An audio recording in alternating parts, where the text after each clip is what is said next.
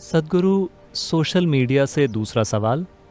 आर्यन सेन ये पूछ रहे हैं कि शारीरिक, मानसिक और आध्यात्मिक कल्याण के लिए पुरुष का सीमन कितना महत्वपूर्ण है? क्या अपने सीमन को बर्बाद करना हमें आध्यात्मिक रूप से नुकसान पहुंचा सकता है?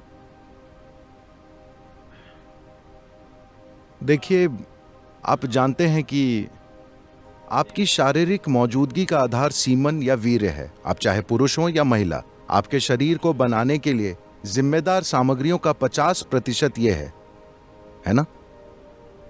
हमारे पास चमड़ी है, हमारे पास चमड़ी के ऊपर की कोशिकाएं हैं, हमारे पास बाल हैं, हमारे शरीर के अनेक पहलू हैं। आप जानते हैं, दिल, गुर्दा, लिवर वगैरह वगैरह। अपने आप में इन सारी कोशिकाओं की कुछ न कुछ क्षमताएं हैं, लेकिन सीमन की क्षमता का स्तर जबरदस्त है। ये एक पूरा नया जीवन बना सकता है। आज आप त्वचा की एक ऊपरी कोशिका को लेकर प्रयोगशाला में बहुत कुछ कर सकते हैं और शायद हम आपका क्लोन भी बना दें। तो क्षमता यहाँ भी है, लेकिन इसका स्तर उन कोशिकाओं के स्तर जैसा नहीं है जिन्हें आप सीमन या वीर्य कह रहे हैं। So in the yogic culture, this is called as virya. तो योग संस्कृति में हम इसे वीर्य कहते हैं।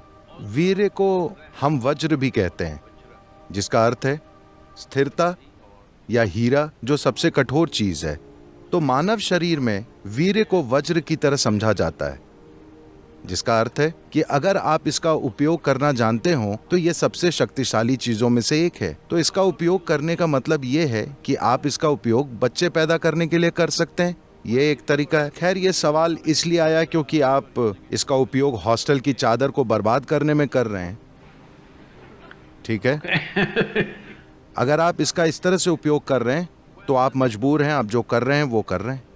ये कोई ऐसी बात नहीं है जिस पर नैतिकता के आधार पर कोई राय बनाई जाए। सवाल यह है कि कोई किस हद तक मजबूर होकर कुछ कर रहा है।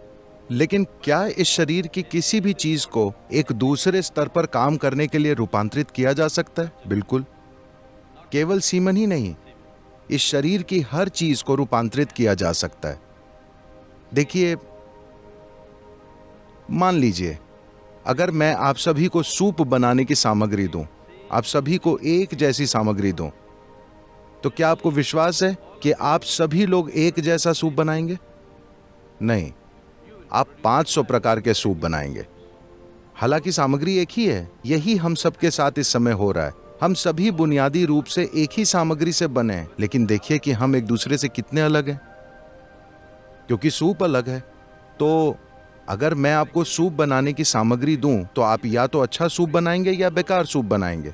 ये इस बात पर निर्भर करता है कि आप ये काम कितना जानते हैं, है ना? तो ठीक ऐसा ही हर चीज के साथ होता है, केवल सीमेन के साथ ही नहीं। अपने मन और शरीर के हर आयाम को आप किसी जबरदस्त चीज में रूपांतरित कर सकते हैं, या आप इसे साधारण बना सकते हैं, या आप इसे गंभीर समस्या में बदल सकते हैं। जीवन के हर पहलू को। ऐसा ही जीवन के इस पहलू के साथ भी होता है।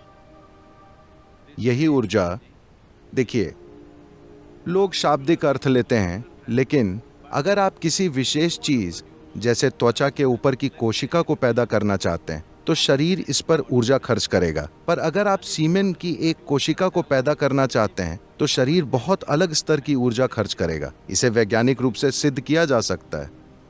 तो जब आप इसमें इतनी सारी ऊर्जा खर्च कर रहे हैं तो स्वाभाविक है कि इसमें एक क्षमता है,